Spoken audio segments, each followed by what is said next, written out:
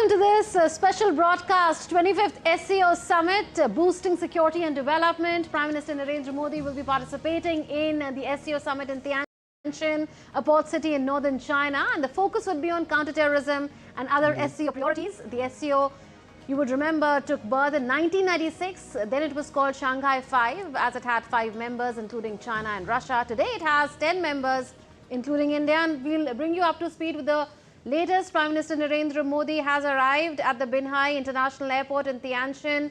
This is the port city in northern China. Prime Minister has arrived there for the 25th SCO Summit. China is hosting the SCO Summit for the 5th time this year, and Prime Minister Narendra Modi is visiting China after 7 years. This is Prime Minister's 6th visit to China since he assumed office in his first term in 2014.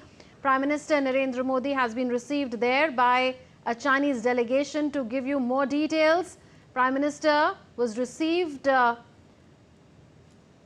by the Minister for Industry and Information Technology, Li Lingcheng, in the Tianjin government, Director Yu Yunlin and Chinese Ambassador Xu Feihong. So the Prime Minister in his departure statement did mention that he will also be having bilateral meetings with Chinese President Xi Jinping, the host of the SCO Summit, Russian President Vladimir Putin and other leaders as well. Some reports suggest that Prime Minister will be meeting the Iranian President there as well. And besides that, a lot of focus on SCO because this is a multilateral grouping and it has 10 members, it has several observers as well as dialogue partners. So in all, more than 20 world leaders are congregating there in Tianjin, China for the 25th SCO Summit. There are heads of 10 international bodies as well who will be participating in the summit. It is in a sense a 2-day summit because it starts with a welcome banquet dinner for the leaders on a Sunday evening, and the main summit would take place on Monday. Right, just to put this visit into context for our viewers who might be tuning in from India and around the world, the Indian Prime Minister, as my colleague Munmun was pointing out, has landed in China for this year's SCO Summit. It's the Prime Minister's first visit to China in 7 years. The last time he traveled to China was in the year 2018. So all eyes on China as we speak and the Prime Minister's ongoing visit to that country. Remember, he has reached China from Japan, where he attended the India-Japan annual summit as well. Absolutely. So a lot of focus over the next couple of days on the SCO Summit.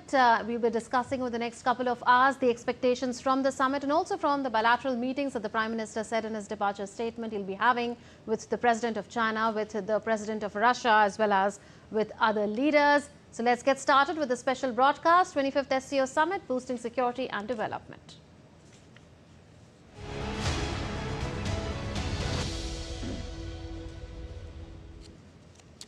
Now, after concluding a memorable and successful visit to Japan, Prime Minister Modi has landed in Tianjin in China. He'll attend the Shanghai Cooperation Organization or SCO Summit in the city. And earlier on his visit to Japan, in a post on X, the Prime Minister said that his visit will be remembered for the productive outcomes which will benefit the people of both the countries. PM Modi thanked PM Ishida of Japan, the Japanese people and the government for their warmth before heading out for China.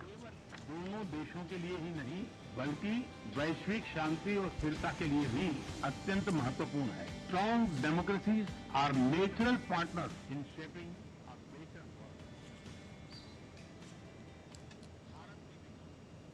Now, Prime Minister Modi is visiting China for the much-anticipated Shanghai Cooperation Organization Summit. All eyes, as I said, are now on one of Asia's biggest multilateral gatherings and India's engagements on the margins of that summit. And our colleague Jessica Taneja has more from the city.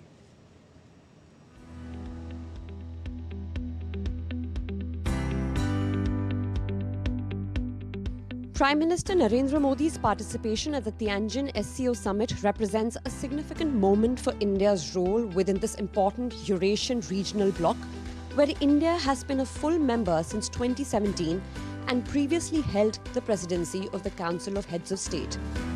The summit will provide a platform to advance regional security cooperation, economic partnerships, and counter-terrorism efforts, which are central to India's strategic interest in the region.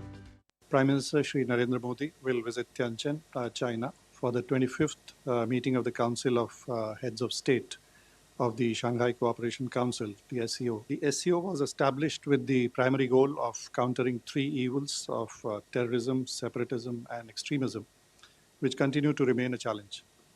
Today, as a regional platform, there is a broader range of sectors of cooperation among the SCO members. During the summit, PM Modi will hold various bilateral meetings to discuss key issues such as regional stability, border security, trade connectivity, and multilateral cooperation. Prime Minister Narendra Modi's visit to China for the SCO summit will intend to extend strategic cooperation, secure natural resources, and also economic growth. At the same time, respond constructively to protectionist trade practices, as well as ensuring advocacy for a multipolar Eurasia. This visit follows a series of diplomatic exchanges between India and China, including bilateral meeting between Prime Minister Modi and President Xi in Kazan last year, and recent visit by Chinese Foreign Minister Wang Yi to India. Prime Minister Modi's arrival in Tianjin will highlight India's proactive diplomacy in Asia, reflecting a strategic blend of multilateral engagement and bilateral focus on stability and growth in a critical geopolitical context. Jessica Taneja for DD India in Tianjin, China. So that report really sets the stage as far as expectations are concerned from the SCO summit. Meanwhile, excitement grips the Indian community in China ahead of PM Modi's participation in the SCO summit. Take a look. हमारे प्रधानमंत्री Narendra Modi SCO summit में हिस्सा लेने पहुंच रहे हैं। जिस तरह की उनकी छवि है विश्व में एक मजबूत नेता की, तो यहां पर भारतीय समुदाय के साथ साथ चीन का समुदाय भी उनको सुनने के लिए बेसब्र है, सुनना चाहता है कि भारत किस तरह की बात करता है, भारत के प्रधानमंत्री क्या कहते हैं। तो एक बहुत बड़ा अवसर है यहां पर रहने वाले लोगों के लिए। मोदी जी की प्रेरणा से हम बहुत कुछ महिलाएं बहुत कुछ आगे बढ़ी है और कार्य कर रही, स्वच्छता पर कार्य कर रही है। We are so excited to see you building strong friendships with other countries. It makes us proud. We, the children of India, promise to study hard and be good global citizens, just like you teach us. Yoga जैसा कि China में बहुत ज़्यादा popular हो रहा है, यहाँ 1 करोड़ से ज़्यादा लोग भी प्रैक्टिस करते हैं। इसका पूरा क्रेडिट हमारे माननीय पीएम मोदी जी को जाता है, जिन्होंने योग दिवस को इनिशिएट किया और आज की डेट में पूरी दुनिया योग कर रही है। All right, time to bring in a guest joining us on this special broadcast. With us are Ambassador Sushil Kumar Singhal and Professor Gulshan Sachdeva. Gentlemen, welcome to this broadcast. If I can start with you, Ambassador Singhal, the Prime Minister's first visit to China in 7 years. How do you look at the prospects of his visit bilaterally and also for the SCO summit? Well, this, as you mentioned, this visit of the Prime Minister Modi to China is taking place after a gap of 7 years. And bilaterally and from the multilateral prospects or perspective, sure, this is very important visit, because what I see is that it is going to reset the relationship. When I talk about the bilateral, I think they are going to talk about becoming more closely economically connected, and maybe they will work out some understanding how to handle these border issues.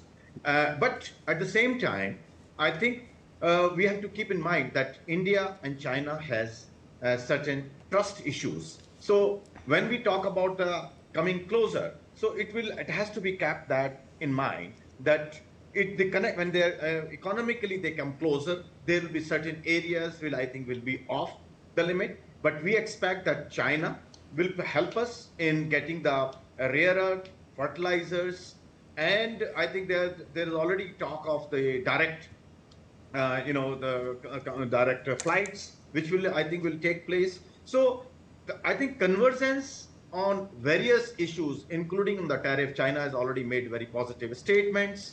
about what the President Trump has done with India, the 50% tariffs. So there will be conversations, and they, I think, try to show solidarity with each other on these totally disruptive disruption in the international trade.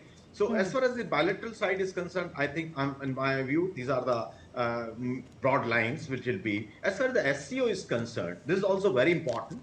It gives an opportunity to India to showcase that India is for strategic autonomy and multipolar world. And India is a voice in the region. In the SCO, India is an independent voice, and which, recent visit of you mentioned about the Prime Minister visit to Japan.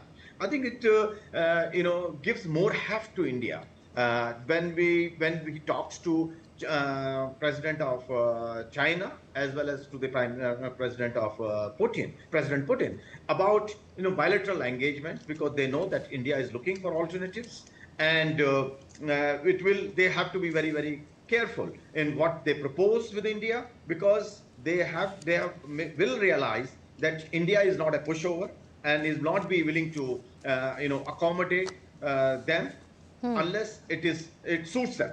So it will be, I think this will be on the line. I think terrorism will be another, I think counter-terrorism will be another issue, which has been in SCO particularly. It has been an issue because we know that when the defense ministers, joint communication could not be issued because of the language, and the EM also has made its position clear. So I think this is going to be interesting to see how the joint communique or joint statement will be issued in this.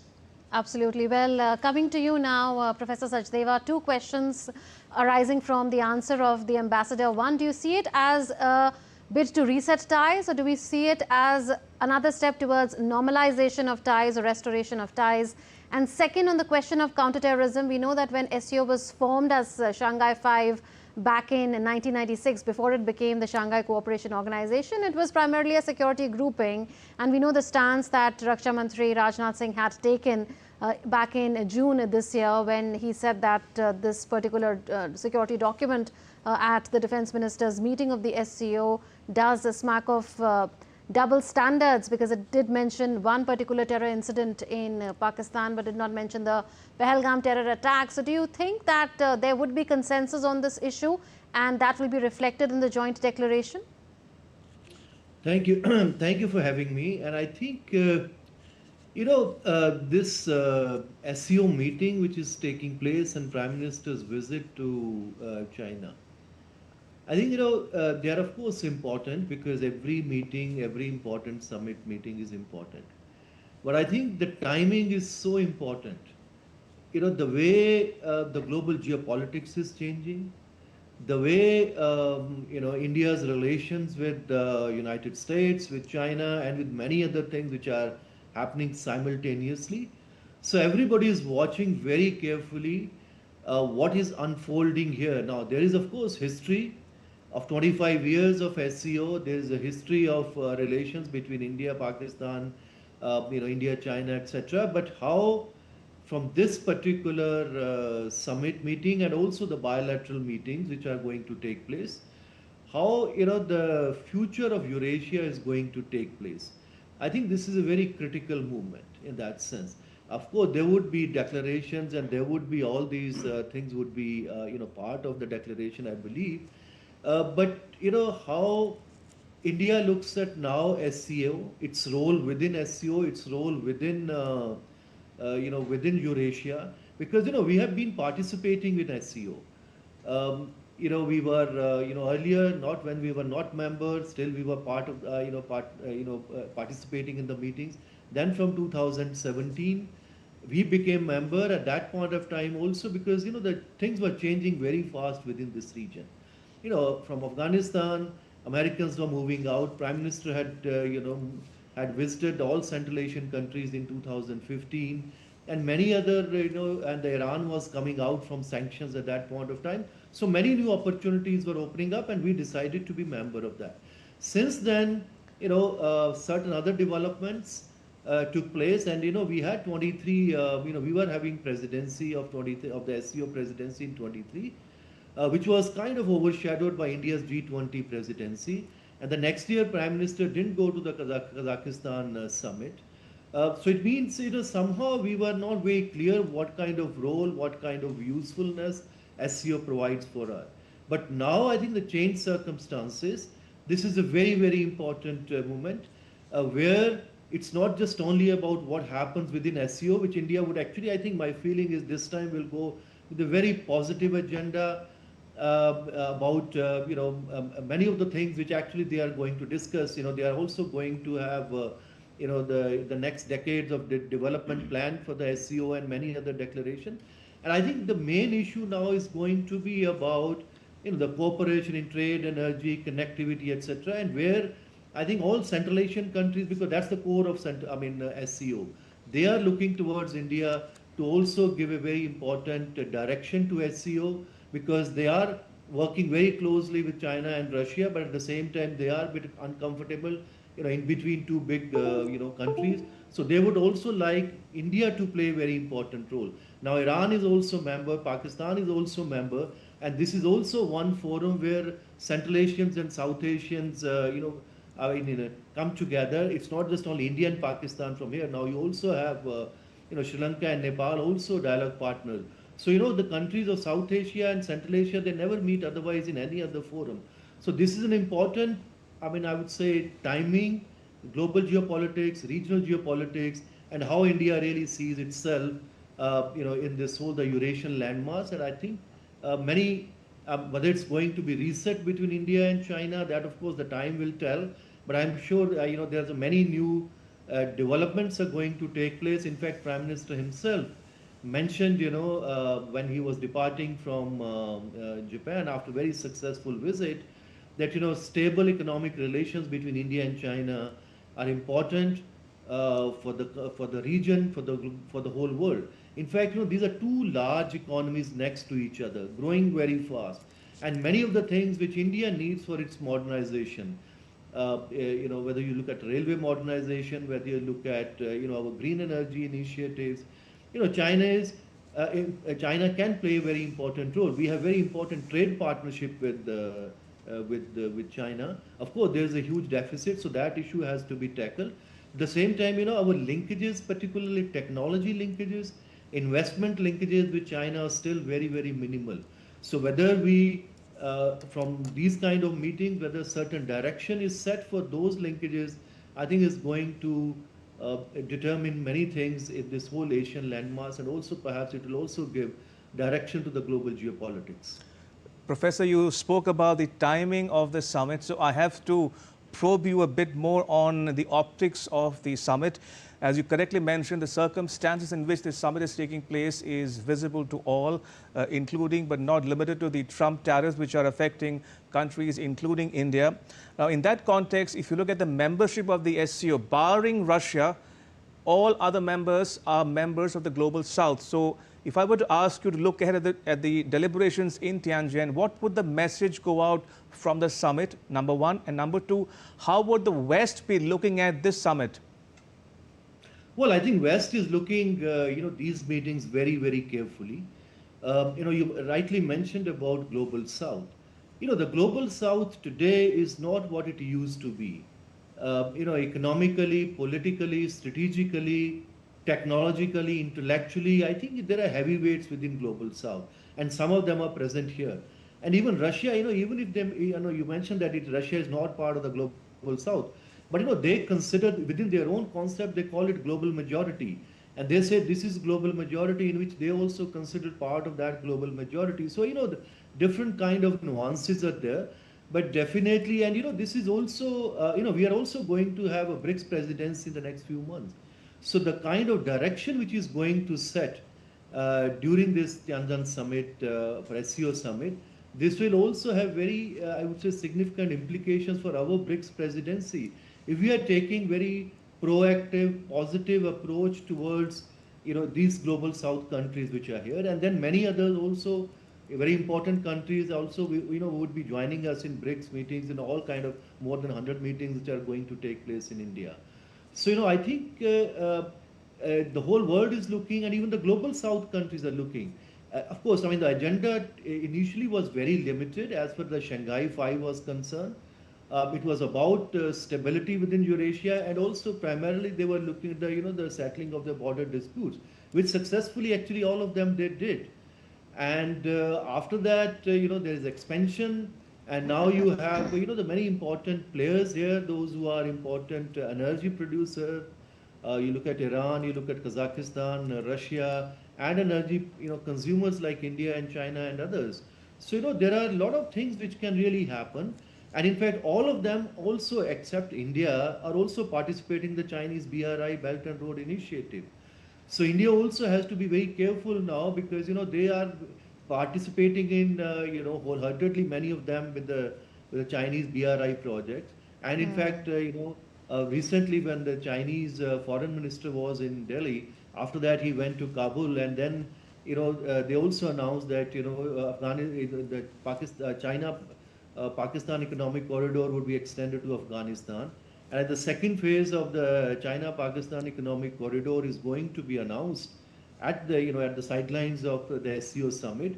So there are many other developments which are taking place, which India also has to be now react very, very carefully. Because if you are taking this SCO summit and the developments within SCO summit and some kind of resetting or normalization of relations with China in the years to come, then I think whatever statements India is going to make, what kind of discussions which are going to take place in the bilaterals, will have very important implications for the whole global South, and also for India, China, and the whole Eurasia, and perhaps the global geopolitics. Yes, taking the points that you've made further with the Ambassador, do you think that in the given global context and also in view of India's core concerns and priorities of the SCO, India will be moving ahead with strategic caution and will believe that the proof of the pudding really is in the eating, because there are concerns with regard to counter-terrorism. Pakistan is also a member of the SCO like India is. Besides that, the points that Professor Sachdeva made about India wanting that the world should respect sovereignty and territorial integrity. Prime Minister has made a mention of this in his previous SCO speeches without naming the BRI or CPEC in as many words, but we know that the indirect reference was to connectivity and development infrastructure projects of China. So considering these two concerns and India's bid to normalize relations with China, will India be treading very cautiously? Certainly, I agree with you that this is a sort of a litmus test for us, that how we navigate with the different, if I can use the term, minefields, which are in SCO. But having said that, it's a great opportunity for India to showcase its ability to manage the contradictions. Because as we know that Pakistan is there and China is there, China has its own interests, as you rightly mentioned, CPC and BRI, and because they have their own agenda, their own interests. Pakistan has its own interests. Central Asian countries, they have also their own interests. You mentioned about Afghanistan. Yes, there is quite challenge for us. But what India, I think, intend to show or is going to show is that India is a reliable partner, and India can navigate between contradictions or different blocks, and we will be showcasing our ability or our commitment to the multipolar world, which has become under a question because of the various reasons, as we are already talking. So what we are I think India is going to look for is the enhancement in the regional cooperation and ensuring that we are independent of the various groups. So this is going to be, next 2 days, I think is going to be very, very interesting, because the SCO's focus is also on regional security, as we are talking about, development, economic connectivity, digital transformation, which is very dear to us, and SCO map. This is one. That's the next 10 years map is going to be announced in that, and I'm sure that India has made of course, because the diplomatic conversations must be going on. So India must have played a role in that, ensuring that India's concern is taken into account.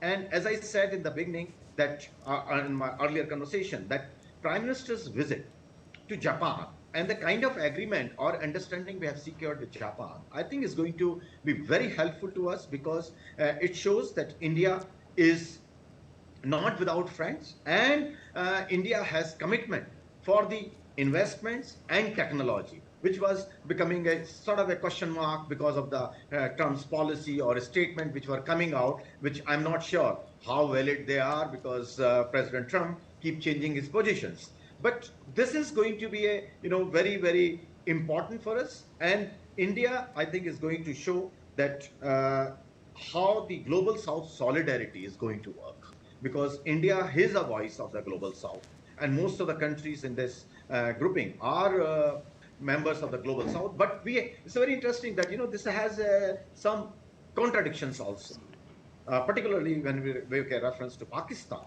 that we have to manage, because I think India is very keen that we have robust engagement through REX, the regional anti-terrorist system, which is based in Uzbekistan, and we are looking for an actionable mechanism that so that they can take action against cross-border terrorism.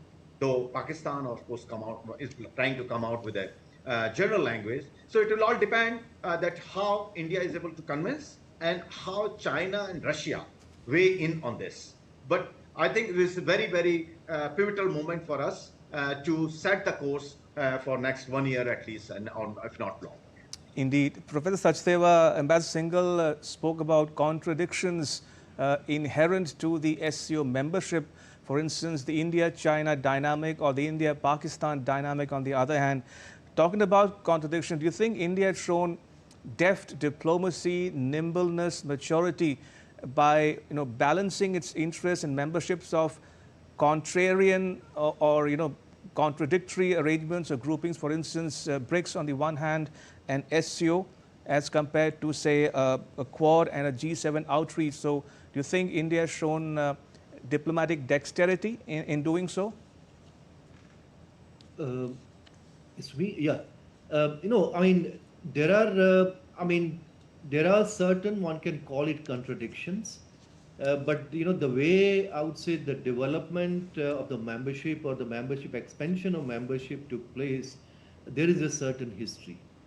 That also have because this is from the very beginning, SCO is a China-dominated organization, and for some time China wasn't very keen that India could become member of this organization. But because of our relations with other members, particularly Russia and Central Asians, they were very keen that India also is part of this organization to keep the balance within this organization.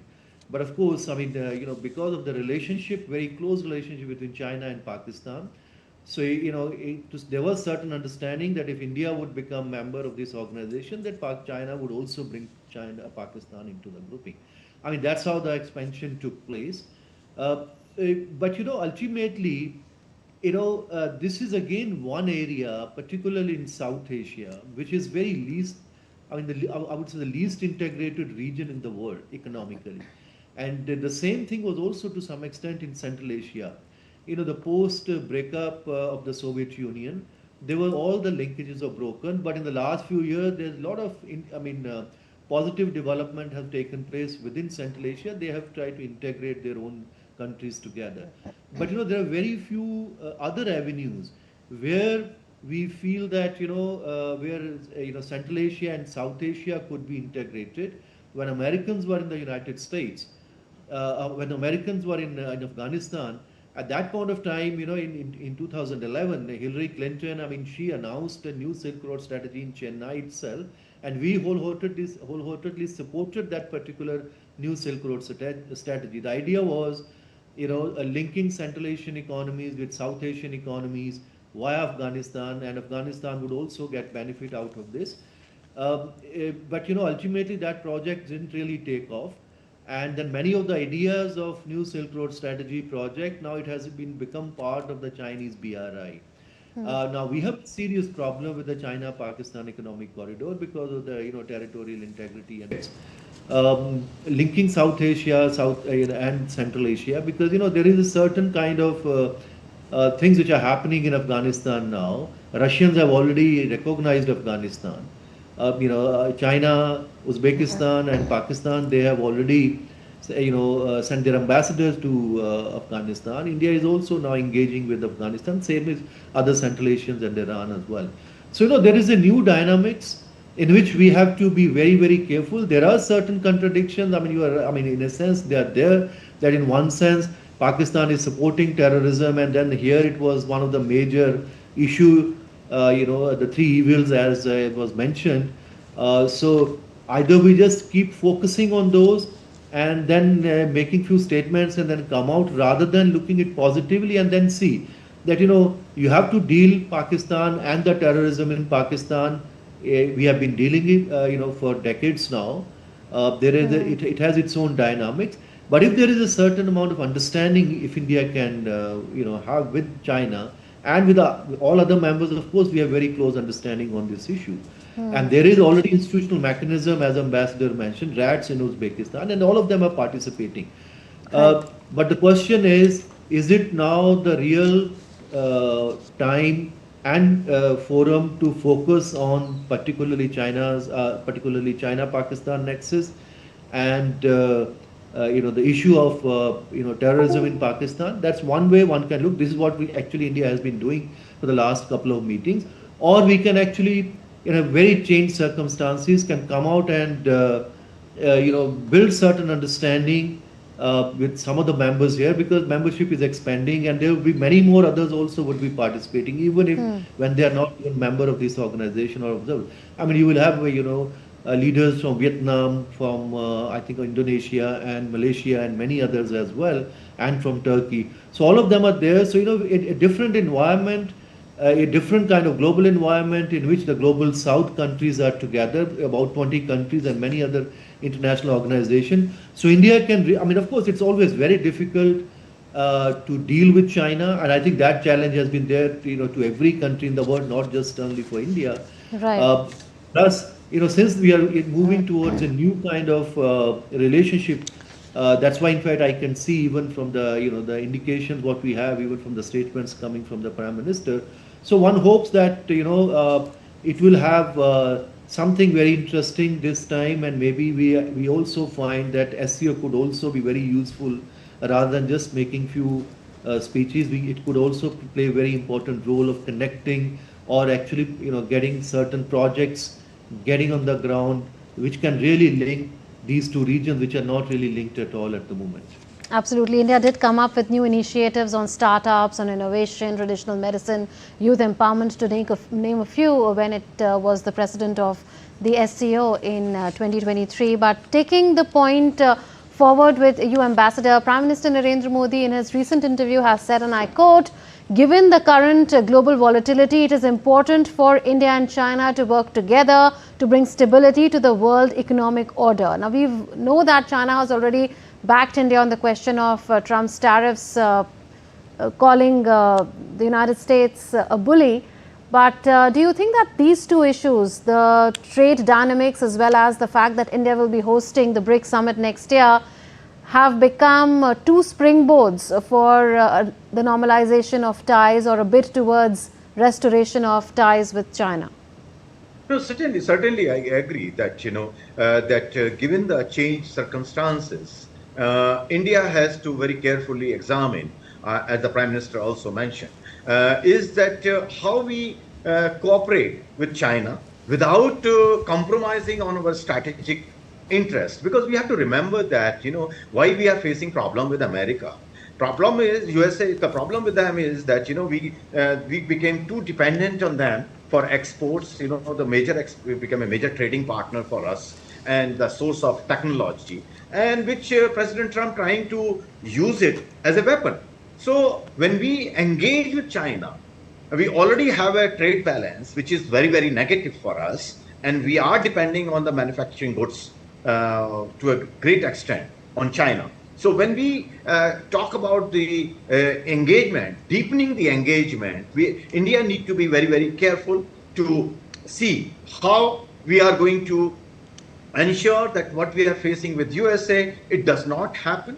But certainly the visit of the Prime Minister for the SCO meeting is an opportunity to have a reset and to show case that India is open for discussion, which is very important, and willing to play role which is due to India, be it in connectivity, be it in the development or digital transformation, which is very big plus for India. So I think we are the Prime Minister is going to, I think, play all his cards very well.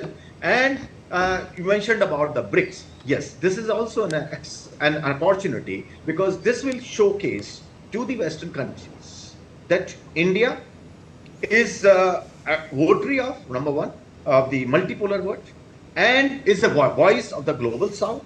And India is going to, about the strategic autonomy. We're not talked about that. It's very important that, India this is an opportunity for India to emphasize on India's strategic autonomy and signal that it will not be, willing to be subjected itself to the coercion from any country in the world. So it will also, India's positioning in Asia, because we have a looking east policy, Sagar, Mahasagar. So this is an opportunity for us when we are working, when we are in SCO and also in BRICS, to showcase what India is willing to do for the global South.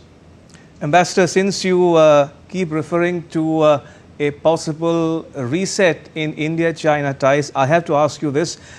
Even if, for the sake of argument, India treads very carefully on revisiting its ties with China, would it still be open to reviving the RIC, Russia, India, China trilateral, because all eyes are on these three world leaders gathering together at the summit venue? So do you think the Tianjin summit could give a push to the prospects for reviving the RIC, the trilateral grouping?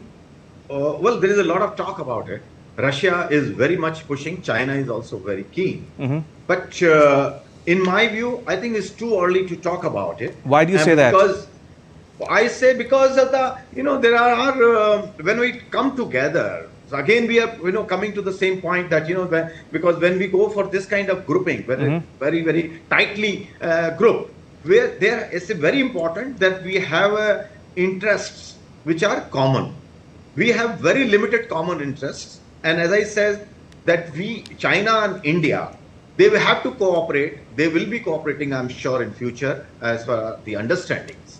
But aligning completely with each other, I don't think is going to be India's interest, or India would be willing for that, in my view. Okay.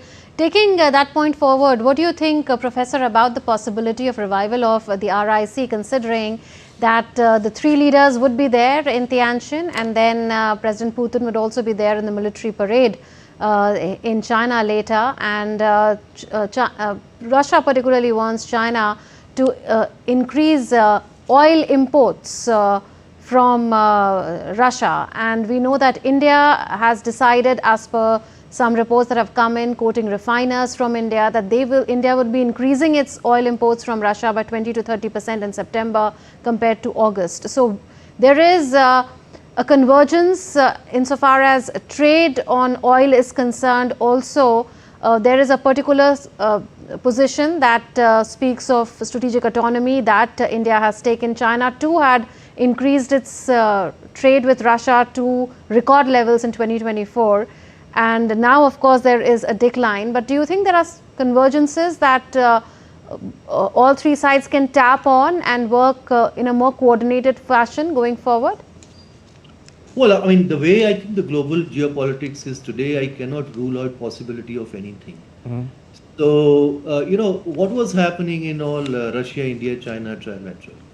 I mean, the idea came in the 90s when the Prime Minister Primakov came out with the Russia, India, China triangle. And since then, the idea was discussed at various forums.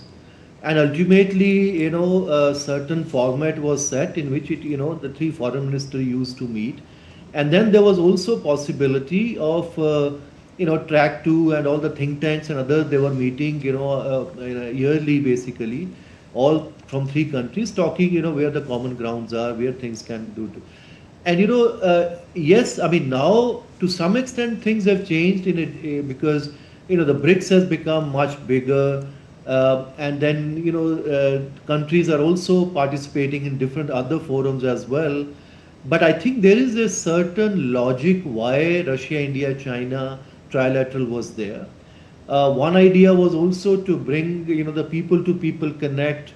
The very other meetings are also taking place, and I don't think anybody would really object because the information gap among all three countries, particularly what is happening in Russia today, what is happening in China, and what is happening in India.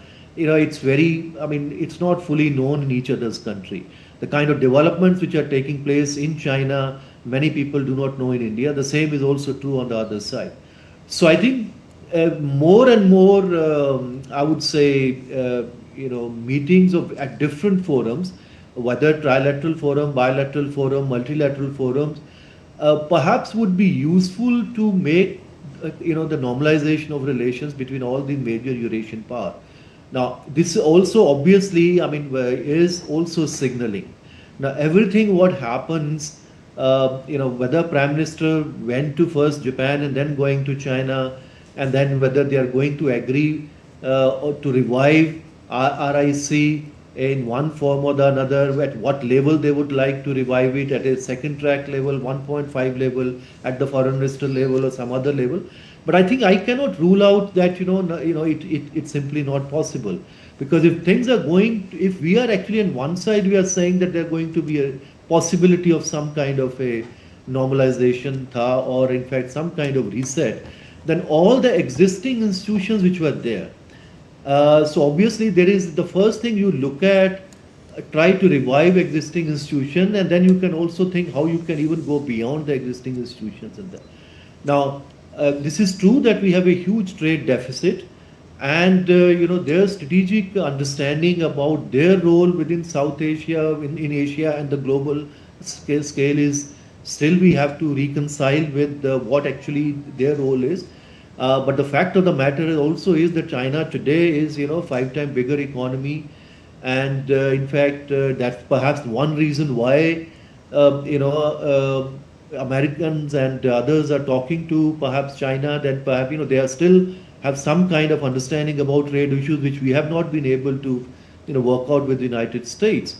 So things are changing fast, within which nothing can be ruled out, and it can be revived at certain level. At what level, how it will happen, and in fact now in the hindsight you can also even see that the way the first one, the President Trump from United States, when he announced the list of tariffs, I think every country went and started negotiating bilaterally. Now I think the way things have happened, I think every country has they've lost in this whole game, because even if you look at all the agreement which has taken place, they are somewhere between 15 to 20% tariff everybody and imposed on those countries, and country like India, Brazil, etc. Now you have even 50%. So. And all those things were already negotiated within WTO. If at that point of time, many of the countries could have come together and then, worked out a joint kind of, front, and then work with, maybe things would have been different perhaps. But these are anyway hypothetical, I would say, issues. Yes. Indeed. Professor Sachdeva, Ambassador Singhal, do stay on. We'll come back to you momentarily. In the meantime, let's take you live to Tianjin, where our colleague Jessica Taneja is standing by. Jessica, talk to us a bit more about the Prime Minister's engagements and preparations for the SCO summit.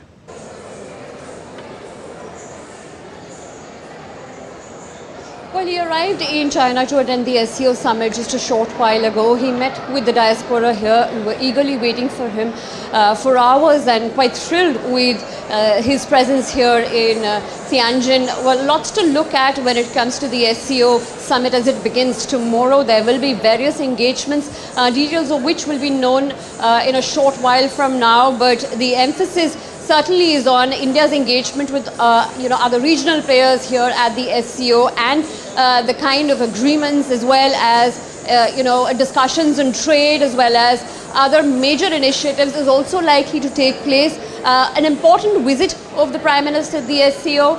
Last time it was in fact in 2018 when he had attended the SCO. Now this time it's in Tianjin. So certainly an important place, just a few hours outside Beijing, and the city has been prepped quite well to not just welcome the Indian Prime Minister but also the initiatives that India is going to undertake and India's participation at the SCO.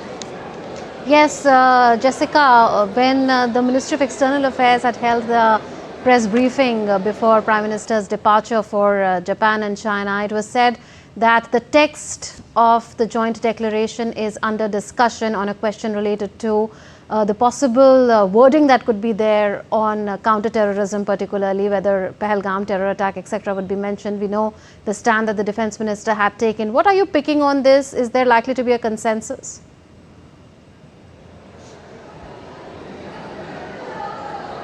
This is the SCO joint declaration. Right, we'll know about those details right when towards the end of the summit. When it comes to the draft declaration, all that is understood is from the Indian perspective, it has to work around an emphasis should be on extremism and terrorist activity, especially when India has seen in the recent past a spate of recent terror attacks. So focus for India does remain on combating terrorism, and it would want other regional players to talk about the extremism and how to combat those mechanisms. Also tell our viewers about the regional anti-terrorist structure which was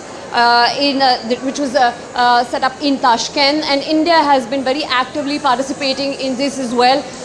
Lots to look forward to, especially for that draft declaration. But if you recall, Munmun, both during the SCO Defence Ministers meet as well as the Foreign Ministers meet, India had put forth its reservations on having a strong voice and perhaps a strong emphasis on how to combat terrorism and other structures that can be put in place, especially because this is what specifically affects India. And India wants to ensure that apart from a multipolar Eurasia, all regional players are also on board, especially when it comes to combating terrorism. And the SCO, if you'd recall, the basic framework initially when it was set up in 2001 was in fact to look at this particular mechanism on how to combat terrorism and specifically on the terror elements, and a lot of coordination has gone between the 10 member SCO states now. When India joined in 2017, this was the emphasis that India had put forth, and it continues to be on that path. Indeed. Jessica, talk to us a bit, if you will, about the diaspora. We can see some of them standing right behind you. What's the sense you're getting after talking to them, one? And two, also talk to us a bit about the interest among the Western media for the SCO summit. Are there many foreign journalists also covering the summit? Well, certainly there are, Ramesh. A lot of journalists have sort of arrived here in Tianjin to cover the SCO summit. Now it is one of the largest, gatherings of heads of states, especially of Asia, and certainly the kind of emphasis that has been given to this summit is quite a lot. And if you see the diaspora that I have spoken to, they also seem to have been very excited, apart from what we've been already told. And as I spoke to a few of them, some work in the pharmaceutical sector, some work in the tech sector, and there are many who were looking forward to this event and certainly seem to have the view that this visit is of course welcome, but India's focus, as they say, is also going to be on the economic front, apart from of course combating terrorism. So a lot of expectations from the diaspora here, not just from the city of Tianjin, but also some made a 2-hour journey on the road to be here in Tianjin to meet with the Prime Minister, and the excitement was quite a bit. And I've spoken to quite a few of them earlier before his arrival, and they seem to have been waiting for him for many hours now, and seem to be very happy about the fact that they got to meet their leader.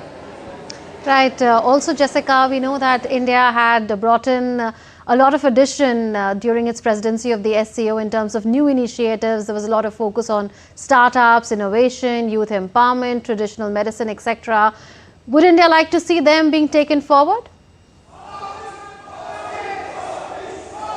That's correct. India's engagement remains on these fronts. I think it's pretty focused and strategically aligned with what with what the Indian side has sort of engaged in the past as well, especially when it comes to the Shanghai Cooperation Organization summits. Even in the past, India had maintained that it wants to continue to have more, direct relations with Eurasian partners. Now you have various Central Asian nations here as well, apart from, of course, Russia and China. So expect on that front to have more engagements. But as for the mechanisms that you pointed out, India has been spearheading them, especially the startups, the SCO startups conclave as well. So a lot has been done in the past, and certainly we'd know more as to what initiatives India is going to put forth apart from the ones that it has engaged in the past. All right, we'll leave it there for now. Jessica, thank you for your inputs. That was my colleague Jessica Taneja reporting from the venue of the SCO summit taking place in China. Right, we'll request our guests to stay on. Time for a very short break here on this special broadcast. Lots more coming up on the other side. Keep watching DD India.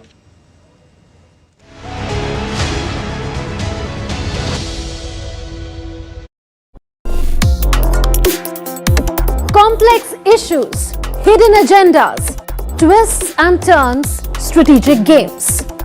We think all dots are linked. We just need to connect them. Join me every week as I connect the dots to unravel hidden designs in statecraft, mysteries, and decode issues that matter to you. Watch Connecting the Dots with me at these times on DD India.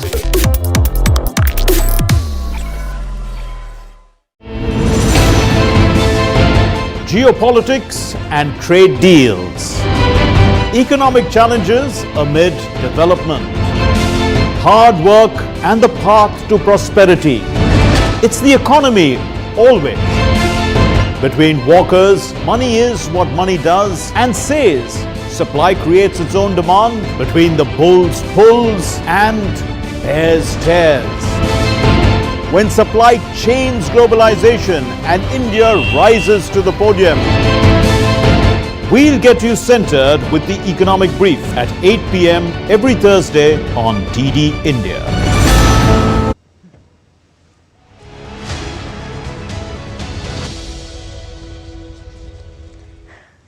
Welcome back. You're watching a special broadcast, 25th SCO Summit, boosting security and development, the two major pillars as far as the Shanghai Cooperation Organization is concerned, an organization that has representation from Asia, from Europe, as well as from Africa. If you look at the entire structure, that includes the membership, the observers, as well as the other countries that are represented in some way or the other there in the SCO. Having said that, Prime Minister Narendra Modi had reached a short while ago in Tianjin in northern China, which is of course the venue of the summit. Other leaders have also started coming in there. There will be, other than the summit, focus on bilaterals that Prime Minister Narendra Modi will be having with the Chinese President, the host of the SCO summit, and also with the Russian President, besides some other leaders who would also be present there.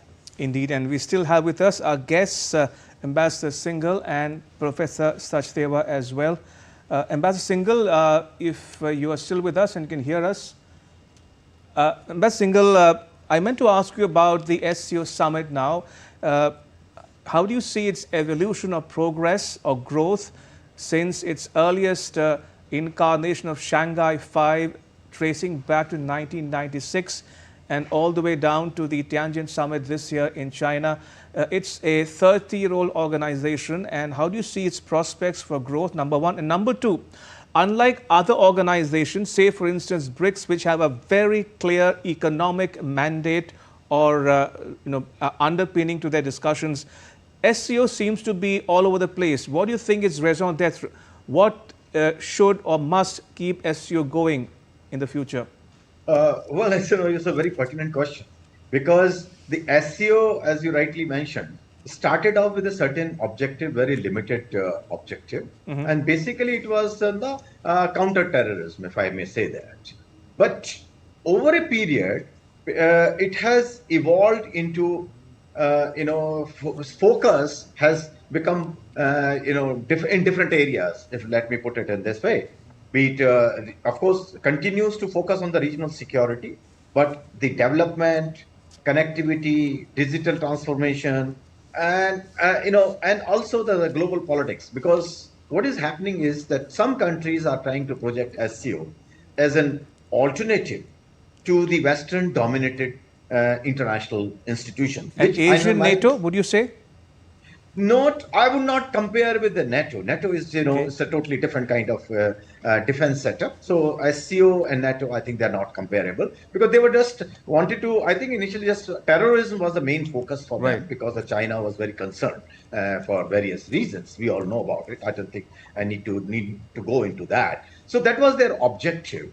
But now it has, it's given an opportunity to some of the countries to showcase that there is an alternative, maybe for the global south or to other countries, where the multinationalism is still vital and countries are willing to invest in it, which is a very important message given that the situation in other international institutions which are facing. So I think this is what it has evolved into. And now still, I think, despite, this is a 25th summit, but still they are searching for identity.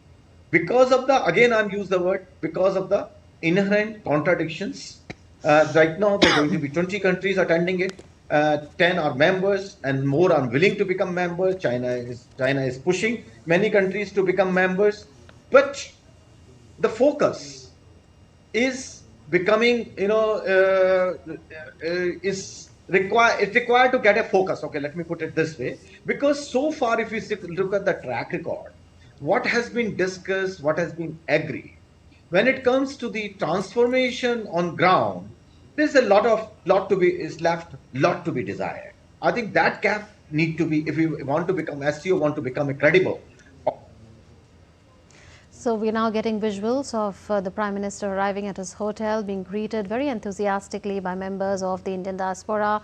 All in all, there are around 17,000 members of the Indian community, including persons of Indian origin and non-resident Indians. Prime Minister interacting with a child there, extremely enthusiastic, the crowd that has surrounded the Prime Minister, greeting the Prime Minister reciprocating with very warm gestures. You can see Indian community members cutting across gender and all sections of society there. Indeed, also, Munmun, this has become a trademark, a hallmark of sorts for the Prime Minister. Every time he travels overseas, he makes it a point to reach out to the Indian diaspora, address them, interact with them. And the same thing is happening now in Tianjin as we speak, where he is meeting with the diaspora on the margins of the SCO summit as well. Yes, the crowds extremely enthralled to see the Prime Minister, and the Prime Minister reaching out to them with handshakes and with very warm gestures. Also, Indian classical music and performances taking place.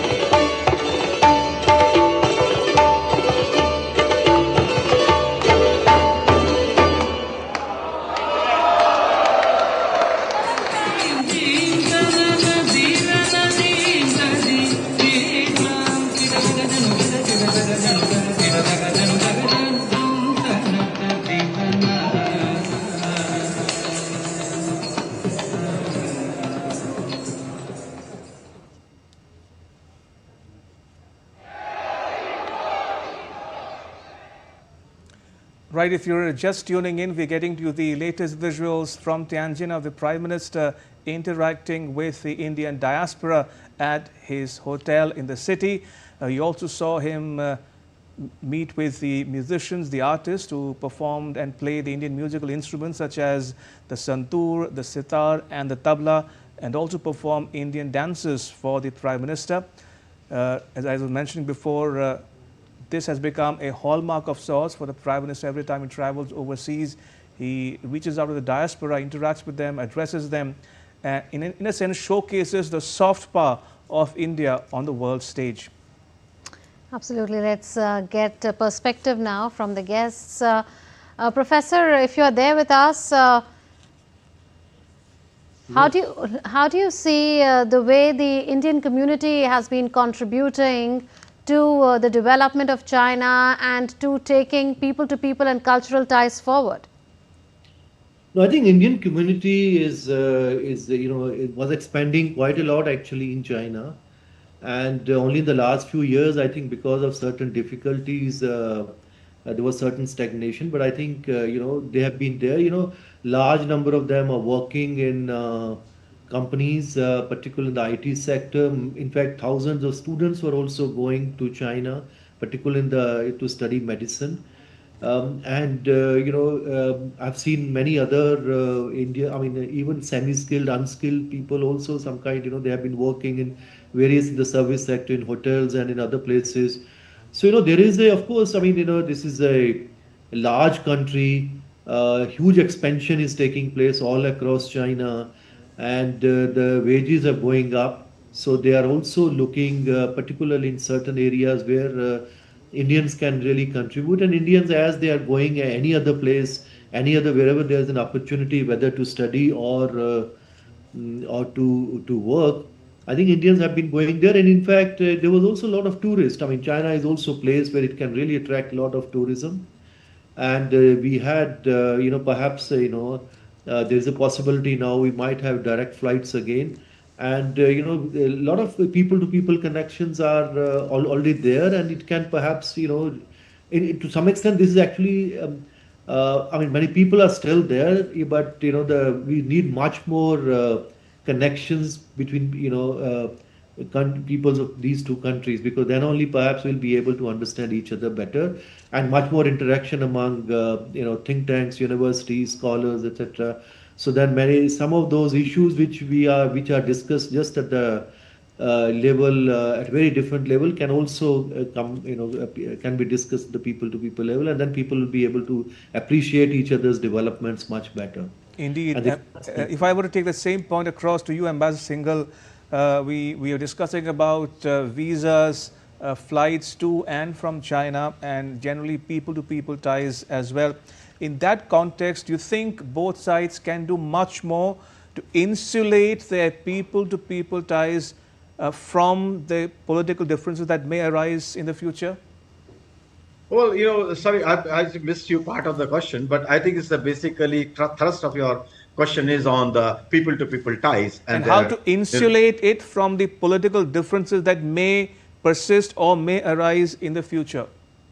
Well, the people-to-people ties, it's very difficult to insulate that. Let me say that, because as we have seen during last 6-7 years, that when there was a tension between India and China, the visas were stopped, flight is stopped. Of course, the COVID also played a role. But what you are saying is a very ideal situation.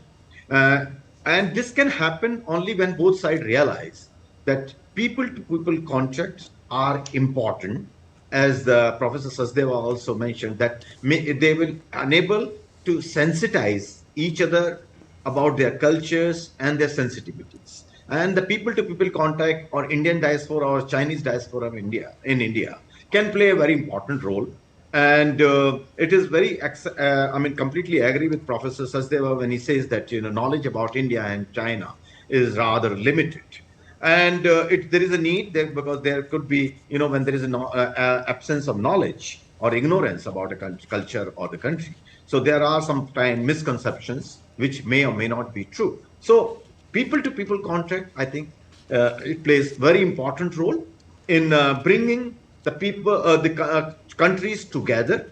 And Prime Minister, of course, is always a big votary of Indian diaspora's role abroad, and always he encourages and appreciates and makes sure that despite his busy schedule, because normally he doesn't stay very long in any country, but he ensures that he spends time with them to understand what they are, what are their requirements, what are their issues, and how they are, coping with the different things. And he gives a lot of encouragement to them, as we saw in the pictures. So people-to-people contacts are very important, and ideally we should try to insulate from the the ups and downs in relations.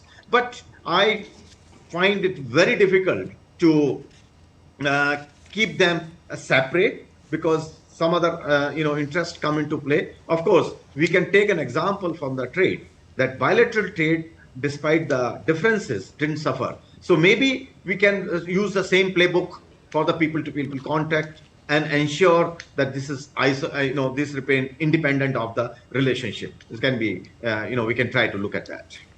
Right, Professor, coming to you, taking this point a little forward in a different way, there is a view that it is important for a country like India to invest more in understanding China, like invest more in having research scholars who understand the Chinese language Mandarin, have more focus on Chinese studies in universities, and otherwise, like there are interdisciplinary studies that focus on China in several American universities and several Australian universities. We need a deeper understanding of China, its history, its century of humiliation, its Maoist revolution, the Confucian ideas of governance, the various priorities that shape its ideas, the internal politics of the Chinese Communist Party. Do you think that it is high time that there is greater investment in such research scholarships, in research scholars, so that they are incentivized to learn the Mandarin and to understand China,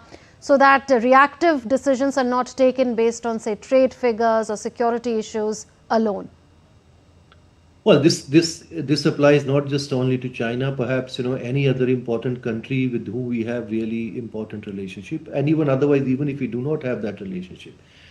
Ultimately, in a country like India, which has ambition to play a bigger role at the global scale, and we would like to be the leader of the global South, and we would like to be a very important member in all institutions of the global governance and global economic governance. We do need to invest much more than we have done so far.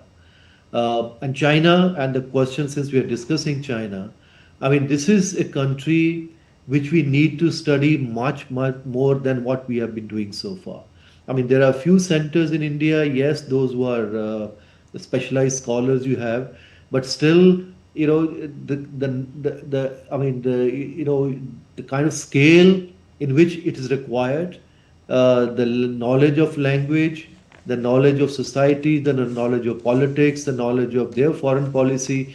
Because if you in fact we did a lot of studies actually where how China is really looking India and South Asia within their own understanding. Because then perhaps you try to understand how do they look at India. Similarly, we are fully aware what kind of our interests are, where we feel very sensitive about certain issues like terrorism or their linkages with Pakistan, or the way they would like expanding their area of influence within Indian Ocean, or surrounding areas of India. Similarly, how do they look at India? How do they look at Indian development, political development, Indian development, their scholars, their newspapers and their studies?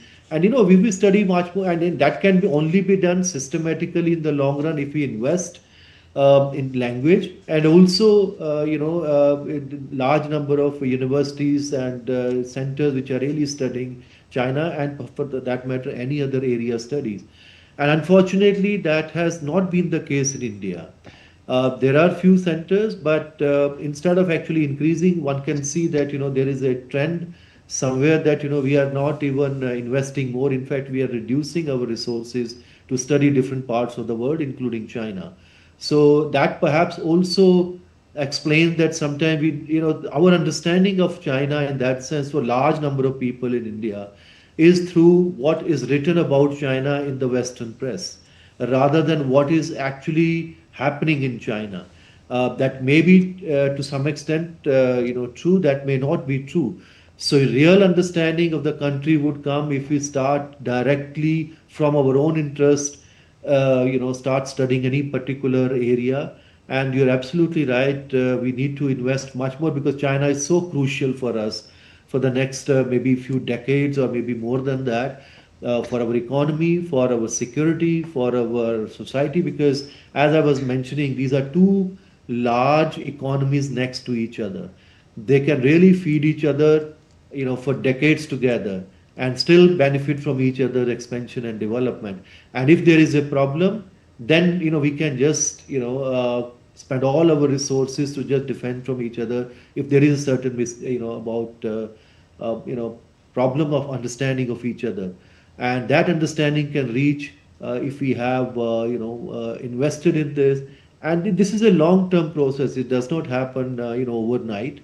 And you may not see immediate results of this, but you will have to have large number of people in the country specializing on different areas, whether you look at their society. And in fact, it's a huge country, China, so many provinces. And every province, how it works, what kind of politics, what kind of economy, what kind of linkages. So we do need to invest much more than what actually we have done so far. And that's really a serious issue. Indeed. Ambassador Singhal, now coming back to the issue of the Shanghai Cooperation Organization Summit, the SCO Summit, you were referring to the Regional Anti-Terrorist Structure, also known as RATS. In that context, Ambassador, is there need for having a more robust cooperation on that front to coordinate the members' response on this very crucial issue affecting India in particular? As I said in the beginning, that the whole idea of when the SCO came into existence was to take care of this issue. So for India, I think it's one of the very positive for India that SCO already have an organization which coordinates on the terrorist activities, and India is very keen, would be very keen, because I would say both ways, because the minister, as I said in the beginning, our defense minister and external affairs minister drew the red lines that the terrorist activities need to be mentioned and need to be condemned. So India would be very, very much, I think, keen that China and Pakistan to a certain extent understands India's concern, and they come out with a language which is acceptable to India, because so far Pakistan has not, as I understand, has not agreed. But I don't know the last developments which has taken place. So if there is a issue on the joint statement because of the language on terrorism, I think this will be a big setback for SCO, because and its aspiration to become a credible international organization. So I feel that China as well as Russia will try its best to take care of the Indian concerns. And India, of course, as I said, is very keen that this mechanism, which is provided already in the SCO, should be utilized to ensure that there is no cross-border terrorism against India or any other country for that matter. And I think there will be a lot of emphasis on that during the discussions which takes place. Even in the bilateral, I feel that there will be a lot of talk about it. Right. Professor, coming to you, what do you think would be the posturing by Pakistan at the SCO summit, considering that India is clear there should be no doublespeak on terrorism? Well, I mean, Pakistan's stand, I think, as far as, in fact, I think Ambassador is right. Ultimately, many things would be seen what kind of, declaration comes at the end. If all the member states, if they have been able to accommodate each other, and there is a consensus kind of document, then we know that there is a certain amount of understanding now on those particularly issues on connectivity and on this terrorism.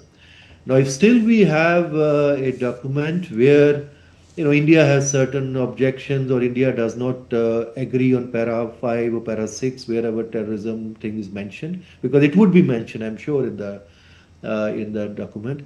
Similarly, China would also like to bring the Belt and Road Initiative and the importance of that for the regional connectivity, etc. So how India accommodate those Chinese concerns, knowing fully well that there are certain reservations about China-Pakistan economic corridor. So now, ultimately, we do not know at this point of time what kind of negotiations are going on. So if there is a sentiment of accommodation, particularly from the Chinese side, because they would, if they will push, Pakistan, I think Pakistan will agree to whatever they would push for that. That's the kind of relationship they have at the moment.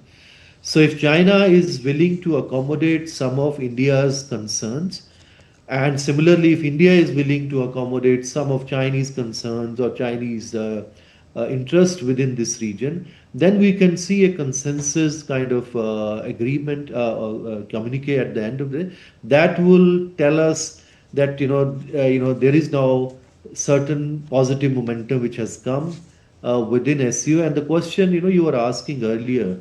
Now, it's a 25-year organization. Obviously, it started with very limited mandate, of course, with the Shanghai Five, with the border disputes, and then going more into, the stability and security within Eurasia. And there, in fact, the initial membership of Russia, China, and 4 Central Asian states, they were able, they knew what exactly they were talking, because these were 2 serious issues. And then there was also, China has its own understanding and definition of their own separatism and extremism. And similarly, radicalization was happening, because of Afghanistan factor, and otherwise also there was civil war in Tajikistan and issues in Russia as well. So there was clear understanding among those members. But when membership expanded, now you have India and Pakistan, and then later on Iran has also come. Then issues are obviously become more slightly complex. And now at the present situation where Iran and Russia, they are under Western sanctions. So they have difficulty now in managing their trade, managing their transactions. So for them, that's also a very important issue. Similarly, China would like to further expand their China's Belt and Road Initiative. So India, as I was saying in the beginning, now India has to find what exactly the kind of role India would like to play and what India would like to achieve through this particular organization. Is it just our focus is only about getting one paragraph on terrorism, whether it's there or not, or much bigger, kind of ambitious agenda? How do we can also now shape this particular organization the way, of course, it's Chinese dominated organization, but if there is certain understanding with China, India can also tell China that this is the way we would like to, this organization to grow, and we are willing to really play a very important role in this. And things are changing, and things may change in different direction. So at the end of the day, I think both things are going to be very important. One, what kind of consensus communication comes from summit, and then more importantly, of course, what happens between the bilateral summits between India and China, and that will really set the tone, not just only for SCO, but also many other things which are going to happen in the months and years. Professor, since you referred to how the SCO could shape or reshape global governance, architecture, and so on, do you think it's time China come clean on its stand on India's permanent membership of the UN Security Council? Is it time, is an idea whose time has come? China need not hedge anymore and should come out openly and say that it stands in favor of UN reform and UN reform in particular. I think that time hasn't come yet, I guess, because, even others, when they're saying, I'm not sure to what extent those countries are also really willing to take India into the, or they're really serious about reforms of the institutions of global governance, particularly, and the core of this reform is really the reform of the United Nations Security Council. But the fact of the matter today is all institutions of global governance, you look at UNSC, you look at WTO, you look at even WHO and many others, they're simply ineffective, or they are not really working what they were supposed to work. So and in there is obviously decline of the West, and broadly in the long run. So all countries in the global South, what you were mentioning earlier, they are looking for alternatives, alternative structures. Now, it's not that SCO is going to provide that structure, but all these kind of institutions, BRICS could be one, SCO could be one, many others, in Latin America and Africa and different forums. And of course, to some extent, G20, where there is also very serious representation from the developing countries. So now all these institutions are trying to come out with something, some alternative to which others are not able to provide. It may not happen tomorrow, it may not happen in the next 5 years, but I think bits and pieces, if SCO can provide something and BRICS can provide a couple of other things. Now another problem is that with the way I think the Western governments have weaponized the financial system, they have now weaponized even the trade, the tariff, etc. So all are alarmed. So they are trying to find alternatives, and those alternatives obviously do not exist. But they are trying to at least talk about this. They see at least even 5% some you can do there. Even when Prime Minister was in Japan, interestingly here also we are talking about trade in local currencies between India and and Japan, etc. So all kind of things are happening. It means all are looking for the alternatives, and that is also precisely the reason why the West would be looking all the developments which are taking place. Now here the major development, if you look at the Western media, it's not that what is SCO and what is really happening in SCO. I mean, all the major storyline in the West is that Russian president, Chinese president, Indian prime minister, they are going to meet, and I don't know what they are going to discuss. Many people may not really know. So they are watching that. Ambassador, I'll come to you for the last question on the special broadcast. Even though President Trump has met President Putin in Alaska, and there is trade that takes place between the US and Russia, US imports from Russia, European countries import from Russia, yet the West, including the US and Europe, have problems with India's oil imports from Russia. When President Putin and Prime Minister Modi meet, will US be again watching carefully to see any sort of signals on trade? Also, would Indian Prime Minister's meeting with Iranian President be looked at very carefully by the West, considering that a snapback mechanism is being invoked now and sanctions are being reimposed on Iran? Yeah, certainly. I think this is a very important juncture. When you mentioned about the Iran, they're talking about 1 month they are reimposing the sanctions. Of course, for India, I think the bilateral trade, particularly in the oil, is not much. But we are going to be impacted on Chabad, because in my view, I think in SC also they're going to talk about Chabad and INSTC. So this, I think, going to be important.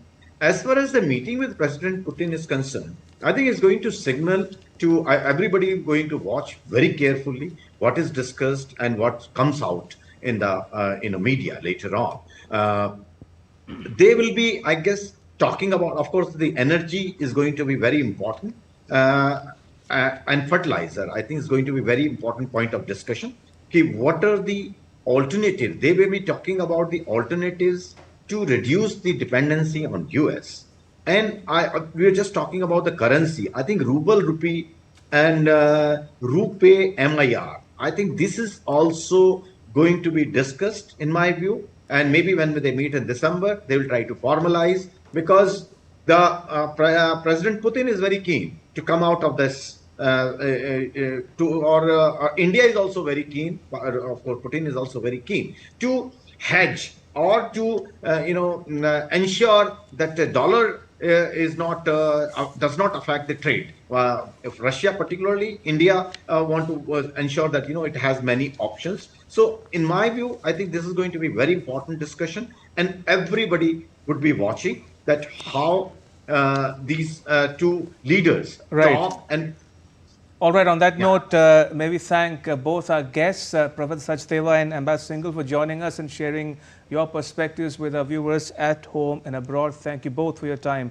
Much appreciated. And before we close, Indian classical music has enthralled China, with many people taking lessons in it. Take a listen.